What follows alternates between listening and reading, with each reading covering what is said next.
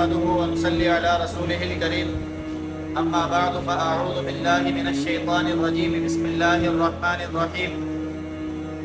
ومن يتق الله يجعل له مخرجا ويرزقه من حيث لا يحتسب صدق الله العلي العظيم ونحن على ذلك لمن الشاهدين والشاكرين والحمد لله رب العالمين۔ میرے معزز سامعین، میں نے آپ کے سامنے قرآن کریم کی ایک آیت مبارکہ تلاوت کی ہے۔ دعا ہے کہ اللہ رب العزت صحیح بیان کرنے کی توفیق عطا فرمائے، مجھے اور آپ کو اس پر عمل کرنے کی توفیق عطا فرما دے۔ اس آیت مبارکہ کے اندر اللہ رب العزت نے ہمارے آج کے معاشرے اور آج کے حالات کے مطابق اس حالات کو صحیح کرنے کے لیے ایک نسخے کی طرف اشارہ فرمایا ہے۔ وہ طریقہ کار یہ ہے کہ اللہ رب العزت فرماتے ہیں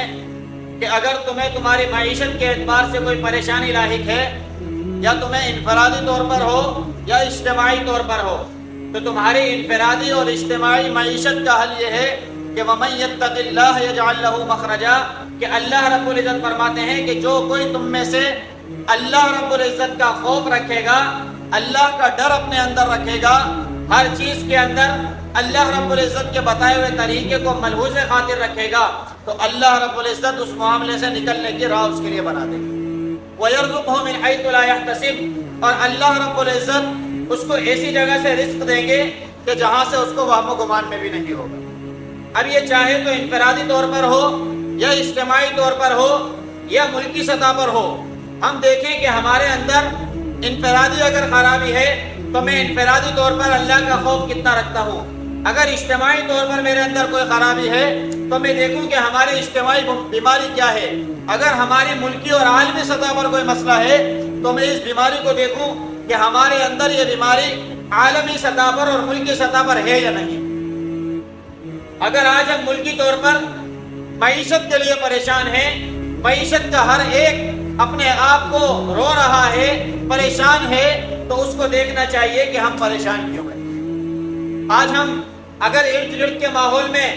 نظر دوڑانا شروع کریں تو نظر آئے گا کہ جی رشوت کا بازار بھی گرم ہے،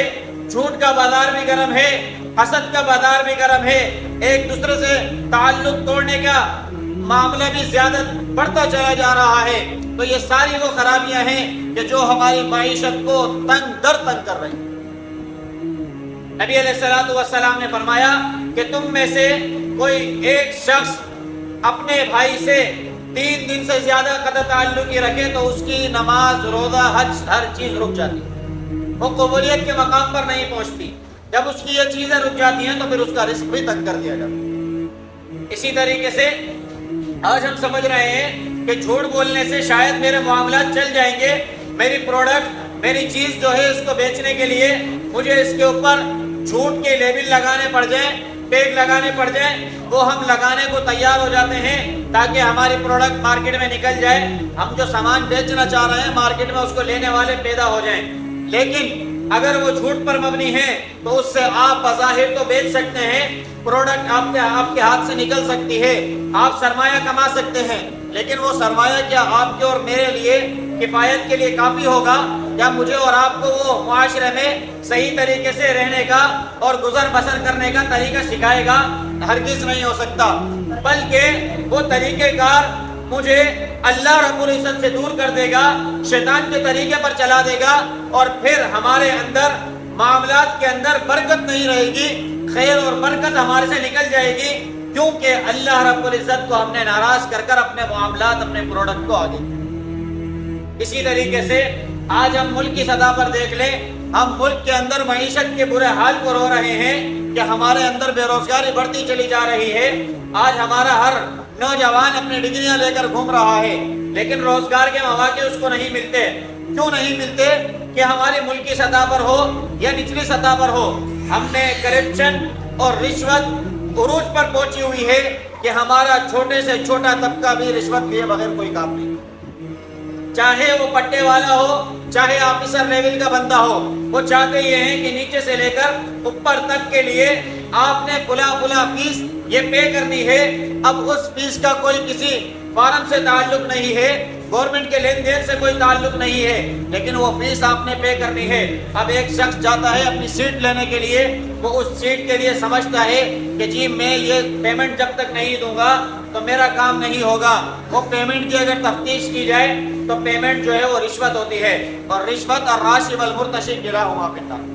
یہ رشوت لینے دینے والا دونوں تو جہنمی بن گئے۔ اب ان کی زندگی کا کچھ پتہ نہیں ہے، لیکن اپنے معاملات کے اندر پہلے ہی شیطان کو شامل کر لیا۔ جب شیطان وہاں آ گیا تو اللہ رب العزت وہاں نہیں رہے۔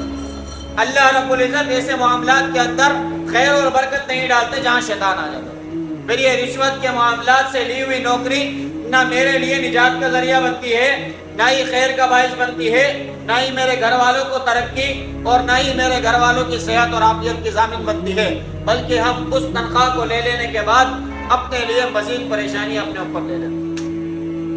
بعض اوقات دیکھنے میں آیا، لوگوں سے سننے میں آیا کہ لوگ کہہ رہے ہوتے ہیں کہ جی بغیر نوکری کے ہی حالات اچھے چل رہے تھے، بغیر نوکری کے اس طریقے کے معاملات نہیں تھے، بغیر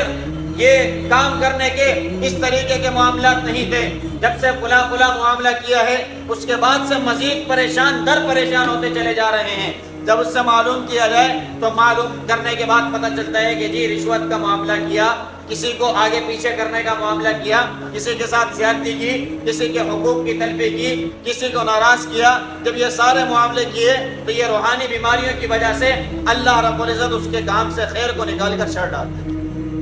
اللہ فرماتے ہیں وَمَن يَتَّقِ اللَّهَ يَجْعَل لَّهُ مَخْرَجًا، کہ جن معاملات سے اگر اپنے آپ کو نکالنا چاہتے ہو، اپنے آپ کو بچانا چاہتے ہو، اور تم چاہتے ہو کہ اللہ تمہیں ایسی جگہ سے رزق دے جہاں سے تمہارا گمان بھی نہ ہو، تو پھر اللہ رب العزت کا خوف رکھتے ہوئے دنیا کے اندر لین دین کرو۔ اللہ رب العزت کا خوف رکھتے ہوئے دنیا کی زندگی کو گزارو۔ اللہ کے خوف کے علاوہ اپنی زندگی کا ایک لمحہ بھی نہ گزارو، کیونکہ دنیا کے اندر اگر روپیہ پیسہ نہیں ہوگا تو ایسا نہیں ہے کہ میں اور آپ بھوکے اس دنیا سے چلے جائیں گے، بلکہ اگر اللہ کا خوف دنیا کے اندر نہیں ہوگا اور سارے معاملات کرتے چلے جائیں گے تو بغیر سکون قلب کے اس دنیا سے رخصت ہوں گے، اور پھر قبر کے اندر بھی سکون نہیں ہوگا، نہ ہی حشر میں جب اٹھیں گے تو سکون ملے گا، نہ ہی حشر کے میدان میں کھڑے ہو کر سکون ملے گا۔ پھر کوئی لمحہ سکون کا آنے والا نہیں ہے، بلکہ ہم نے سکون اپنے ہاتھ سے تباہ اور برباد کیا، جس کی وجہ سے ہم اپنے آپ کو رو رہے ہوتے ہیں۔ اگر آج بھی ہم چاہتے ہیں کہ ہمارے ملکی حالات بھی بہتر ہوں، ہمارے صوبائی حالات بھی بہتر ہو جائیں، ہمارے نچلے طبقے کے حالات بھی بہتر ہو جائیں، تو ہر ایک اپنے آپ کے اندر یہ کوشش کرے کہ اللہ کا خوف پیدا کر کر سچ کے معاملے کو عام کرے، حسد بغض کینے کو نکال کر ایک طرف رکھے، لوگوں سے محبتوں کو فروغ دے، لوگوں سے میل ملاپ کو عروج دے کہ بھائی میں کسی سے مل رہا ہوں تو خط پیشانی کے ساتھ ملوں۔ نبی علیہ الصلوۃ والسلام کی حدیث مبارکہ ہے کہ آپ اگر اپنے بھائی سے خندہ پیشانی سے ملتے ہیں تو اللہ رب العزت اس سے خوش ہوتا ہے۔ جب میں کسی معاملے کے اندر اللہ کو خوش کر داخل ہوگا تو اللہ میرے معاملے کو برکت بنا دیں گے، خیر بنا دیں گے، اور وہ معاملہ میرے لیے بھی باعث برکت ہوگا اور میرے ارد گرد والوں کے لیے بھی باعث برکت ہوگا۔ پھر اسی طریقے سے چاہے وہ ہمارے کسی شعبے کے اندر ہو، چاہے ملک کی سطح کا معاملہ ہو، اس کو اللہ کا خوف رکھتے ہوئے کیا جائے تو اللہ رب العزت اس معاملے میں خیر اور برکت ڈال دیں گے۔ آج جو ہمارے ملک کی فضا خراب ہے وہ اسی وجہ سے خراب ہے کہ ہمارا چناؤ بڑا خراب ہے۔ ہم ان لوگوں کو چن لیتے ہیں جو یزیدیت کے ساتھی ہوتے ہیں، یزیدیت کو پروان چڑھانے والے ہوتے ہیں، نعرے کچھ اور ہوتے ہیں، لیبل اور ٹیگ کچھ اور ہوتے ہیں، ان کا لیبل بھی جھوٹ پر مبنی ہوتا ہے۔ حسین رضی اللہ عنہ کے نعرے لگاتے ہیں، حسینیت کے نعرے لگاتے ہیں، یہ وہ ٹیگ استعمال کرتے ہیں جس سے اپنے آپ کو وہ آگے کر دیتے ہیں، لیکن پیچھے انہوں نے یزیدیت کو چھپایا ہوا ہوتا ہے، جس یزیدیت کو وہ منصب اور تخت سنبھالنے کے بعد لوگوں پر نافذ کرتے ہیں۔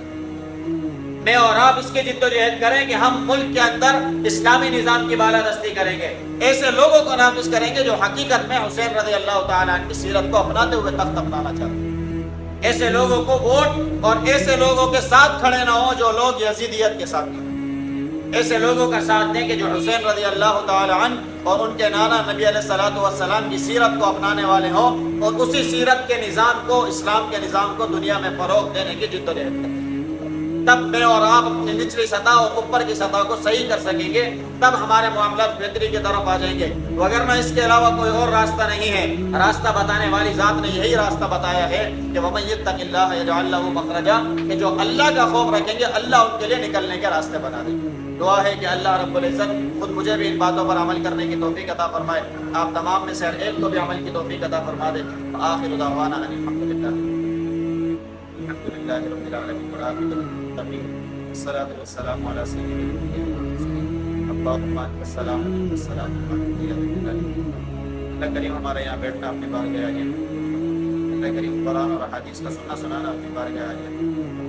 اللہ کریم قرآن اور سنت صحیح فہم ہمیں عطا فرما، کہ اللہ اس صحیح فہم کو عوام کے اندر رائج کرنے کی ہم سب کو توفیق عطا فرما، کہ اللہ اس قرآن اور سنت کے نظام کو یا اللہ تخت پر بٹھانے کی ہم سب کو توفیق عطا فرما، کہ اللہ اس کے لیے جد و جہد کرنے کی ہم سب کو توفیق عطا فرما، کہ اللہ ہمارے ملک کو امن کا گہوارہ بنا، کہ اللہ ہمارے ملک کی امن اور سالمیت کی حفاظت فرما، اللہ کریم قبلہ اول بیت المقدس کی حفاظت فرما، اللہ کریم حرمین شریفین کی حفاظت فرما، اللہ کریم ہماری بہن ڈاکٹر صدیق کی جلد رہائی عطا فرما، اللہ اس کے لیے ہم سب کو جد و جہد کرنے کی توفیق عطا فرما، کہ اللہ جہاں جہاں مسلمان پریشان حال ہیں، بیمار ہیں، مصیبت زدہ ہیں، تکلیفوں میں ہیں، کہ اللہ تمام کی بیماریوں کو، پریشانیوں کو، تکلیفوں کو، مصیبتوں کو دور فرما، کہ اللہ جتنے بے روزگار ہیں یا اللہ تمام کو حلال طیب روزگار عطا فرما، کہ اللہ جتنے برسرے روزگار ہیں ان کے روزگار میں، کاروبار میں خیر و برکت عطا فرما، کہ اللہ جتنے پیارے ہمارے ذریعے سے چلے گئے اللہ سب کی کامل کوشش فرما، اللہم رب ارحمہما کما ربیانی صغیرا، صلی اللہ تعالی علی رسول خیر خلقہ محمد وعلی آلہ وصحبہ اجمعین۔